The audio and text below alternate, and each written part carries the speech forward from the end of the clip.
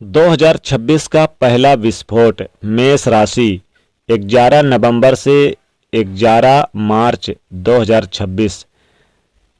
120 दिन बड़े बदलाव के रहेंगे और बड़े बदलाव होने से कोई नहीं रोक सकता। दोस्तों, चक्रव्यूह रचने वाले दोस्तों हमेशा अपने ही होते हैं। कल भी यही सत्य था और आज भी यही सत्य है।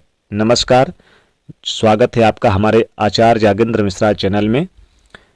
दोस्तों, आज का ये जो कार्यक्रम है बहुत ही विशेष कार्यक्रम है, बहुत ही खास कार्यक्रम और महत्वपूर्ण कार्यक्रम है। दोस्तों, एक साल में 120 दिन ऐसे होते हैं जब देवताओं के गुरु देवगुरु बृहस्पति वक्री हो जाते हैं। और आज मैं आपको समझाऊंगा विशेष रूप से मेष राशि के लिए कि ये 120 दिन बृहस्पति वक्री होने वाले हैं। 11 नवंबर 2025 से लेकर 11 मार्च 2026 तक ये 2026 का एक बहुत बड़ा बदलाव है। क्योंकि वक्री का मतलब होता है अगर कोई शुभ ग्रह वक्री हुआ, जैसे कि बृहस्पति शुभ ग्रह है, शुभ ग्रह वक्री होने पर शुभता को बढ़ा देते हैं या व्यक्ति के जीवन में बहुत बड़ा लाभ लेकर आते हैं या फिर बहुत बड़ा नुकसान लेकर आते हैं। लेकिन डिपेंड ये करता है कि आपकी राशि से वो प्लेनेट कहाँ पर वक्री हुए हैं, कौन से हाउस में वक्री हुए हैं, उनकी दृष्टि कौन से हाउस में पड़ रही है, आपके लिए वो शुभ है या फिर वो अशुभ है, ये जानेंगे। दोस्तों, आज ये मेष राशि के लिए 120 दिन गुरु वक्री कैसे रहेंगे, बहुत बड़ा बदलाव है। समझाऊंगा आपको कि ये वक्री क्या होता है, कैसा है, कौन से हाउस में आपके हो रहे हैं। चलिए फिर दोस्तों शुरुआत करते हैं। यह कार्यक्रम जन्म की राशि चंद्र राशि पर आधारित है। अगर आप अपनी कुंडली पर विश्लेषण करवाना चाहते हैं तो नंबर वीडियो पर है। सबसे पहले दोस्तों थोड़ा सा समझ लेते हैं कुछ टाइम के लिए कि वक्री क्या होता है। सारे ग्रह सूर्य की परिक्रमा करते हैं अपनी एक गति से, मतलब अपने एक चाल से परिक्रमा करते हैं सूर्य की। जब पृथ्वी बीच में आकर उनको ओवरटेक कर देती है सूर्य और उस ग्रह से, जैसे कि बृहस्पति को ओवरटेक करेगी पृथ्वी, तो ऐसा लगता है कि पृथ्वी से वो ग्रह उल्टा चल रहे हैं, उल्टा हो यानी कि चल रहा है तो ग्रह पीछे हो गया। वास्तव में ऐसा नहीं होता, गति के कारण ऐसा लगता है कि वक्र हो जाते हैं बस, लेकिन ये बहुत बड़ा एकदम से बदलाव लेकर आता है। चलिए अब जानते हैं कि अब क्या होगा मेष राशि के जातकों के लिए। ये बृहस्पति का वक्री होना आपके जीवन में, ये आपकी राशि मेष है, आपके चतुर्थ भाव में बृहस्पति वक्री हो रहे हैं। चतुर्थ भाव होता है सभी सुख सुविधाओं का, ये हैप्पीनेस का होता है, ये माता का हाउस है, ये लग्जरी लाइफ का है, ये वाहन का है, जमीन का है, जायदाद का है, भूमि का है, भवन का है, प्रॉपर्टी का है, मकान का है, हाउस का माना जाता है। चतुर्थ भाव वक्री का मतलब होता है कि जब जिस हाउस में वक्री हुए उस घर को अंतर मन से देखते हैं और जिस चीज से रिलेटेड वो हाउस है उस चीज को पूरा करते हैं। अगर अच्छे कंडीशन में बैठे हुए हैं तो अब यहाँ पर देवगुरु बृहस्पति उच्च के होकर बैठे हैं कर्क राशि में, और यहाँ पंचम दृष्टि, सप्तम दृष्टि और नवम दृष्टि से भी देख रहे हैं, तो सबसे पहले आपको शुभता देंगे यानी शुभता बढ़ाएंगे। किस चीज में? भूम भवन में, यानी कि आप नया मकान खरीद सकते हैं।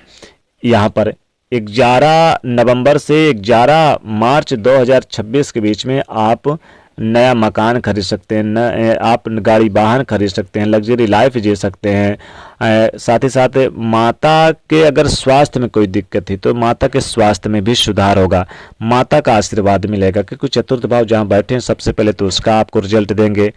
तो भूम भवन प्रॉपर्टी के लिए बहुत अच्छा रहेगा, आप खरीदारी कर सकते हैं या फिर आप नया मकान बना सकते हैं, नया मकान खरीद सकते हैं, नई गाड़ी खरीद सकते हैं। ये चीज़ें आपको बहुत अच्छा देंगे। अब यहाँ से आपको आपके दाम्पत्य जीवन में भी बढ़ोतरी करेंगे, संतान को लेकर सुख देंगे, संतान से संबंधित चीज़ों में आपको वृद्धि करवाएंगे देवगुरु बृहस्पति। मेष राशि के जातकों, आपको बता दें कि जो अविवाहित हैं, आपके घर में अगर कोई अविवाहित है, उनके अच्छे प्रस्ताव आएंगे, विवाह तय होगा, या फिर आप स्वयं हैं और साथ ही आप वैवाहिक जीवन में बनेंगे। और अगर आप सिंगल अकेले हैं तो कोई महत्वपूर्ण व्यक्ति आपके जीवन में दस्तक देगा। विद्यार्थियों के लिए पढ़ाई लिखाई के मामले में बहुत अच्छा रहेगा, स्टूडेंट के लिए पढ़ाई लिखाई के मामले में बहुत श्रेष्ठ यानी कि ऊंचाइयों पर जाएंगे। विदेश से संबंधित खुशखबरी मिलेगी। विदेश में रहने वाले जातकों को भी विशेष लाभ होगा।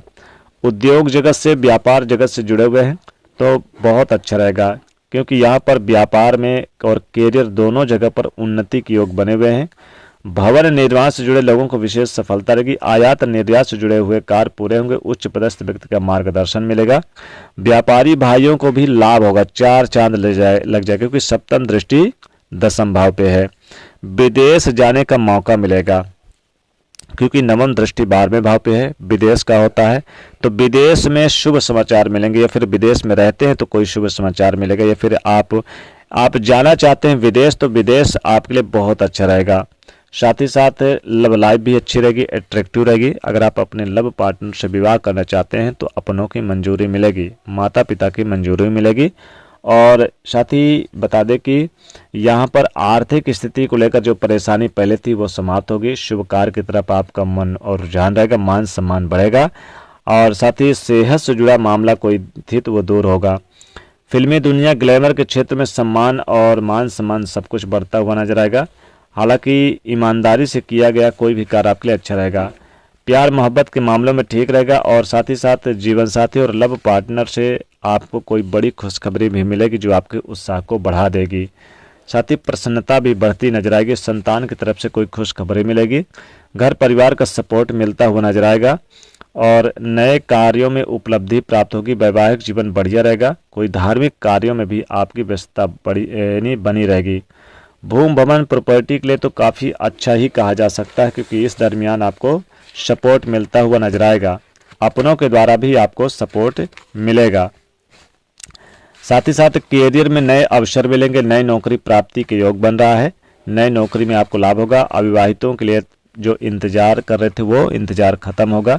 कैरियर में बड़े अच्छे लाभ और सुधार भी देखने को मिलते नजर आएंगे। साथ ही साथ बता दें कि कोई विशेष मीटिंग या फिर बातचीत का दौर भी शुरू होगा इस समय। और व्यावसायिक बैठकें हो सकती हैं, व्यावसायिक यानी कि मीटिंग हो सकते हैं।